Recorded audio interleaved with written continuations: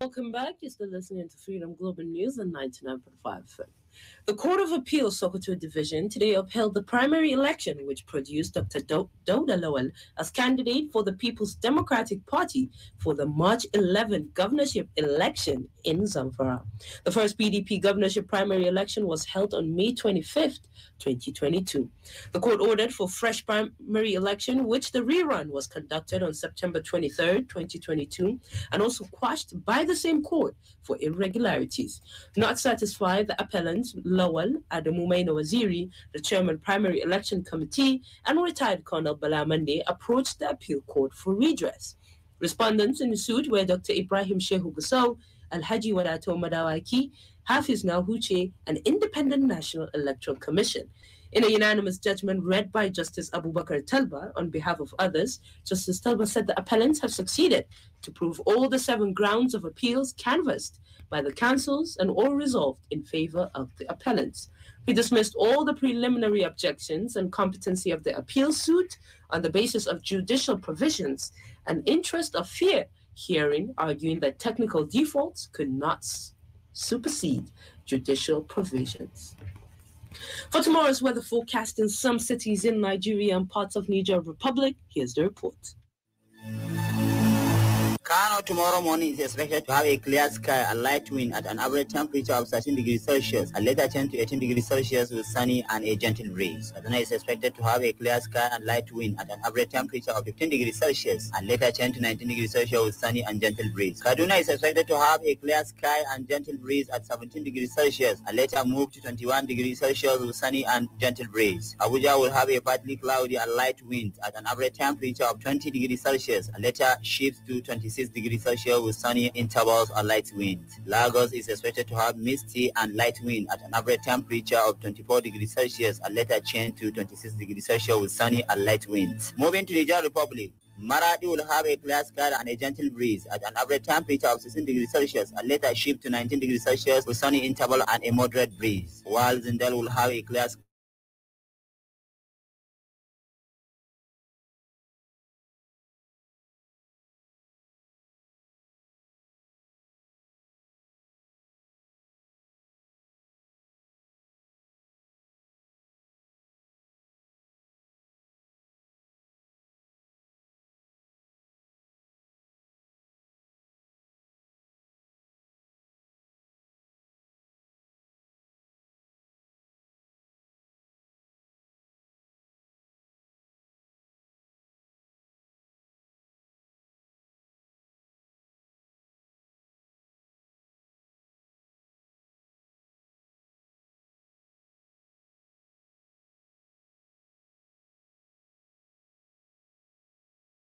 directive released by NUPRC was tagged Notification number 1 to all licensed and leaseholders in Nigeria on the requirement for submission of beneficial ownership information. Meanwhile, the Minister of Labour and Employment, Dr. Chris Ngige, has said federal civil servants will start getting their allowances paid in full by January, as soon as President Muhammad Buhari approves the payments. He said, contrary to speculations that the federal government was proposing a salary increase for civil servants, the true position was that the federal civil servants' allowances will be paid in full as soon as Buhari approved the payments.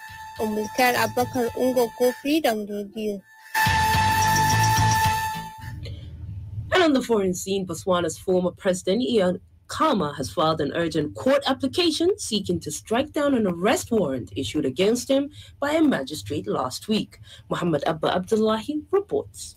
Court papers released on Thursday showed that he asked the High Court in the capital Gabon to set aside the warrant or stay its execution, citing a lack of evidence for his prosecution. The warrant was issued after the 69-year-old Botswana's immediate past president failed to turn up in the court to answer charges laid against him in April. They include unlawful possession of a firearm, receiving stolen property, and procuring the registration of a firearm by false pretense. His lawyer said Khama is still waiting to be given a date for the hearing. Khama has missed court appearances since he was charged in April, saying he feared for his life in Botswana. Meanwhile, an Iranian journalist who interviewed families of protesters who had been sentenced to death has been arrested. His wife and Iranian media say Mehdi Beg was detained on Thursday night. Reformist newspaper Etmid, which Mr. Beggs works for, said the reason for his arrest are not known, but it comes amid an ongoing crackdown and anti-government protests. Iran has been rocked by months of protests since the death of an Iranian Kurdish woman in police custody. Muhammad Abba Abdullahi, Freedom Radio.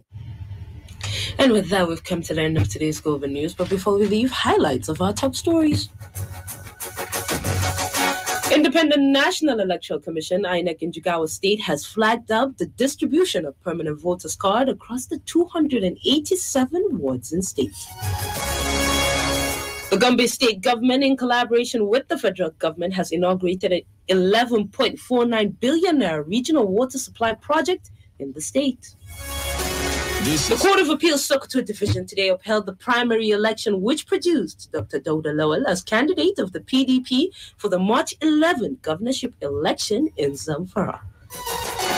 And on the foreign scene, Botswana's former president Ian Khama has filed an urgent court application seeking to strike down an arrest warrant issued against him by a magistrate last week.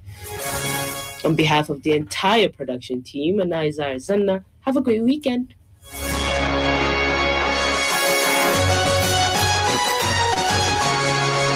Freedom. Pop. Freedom.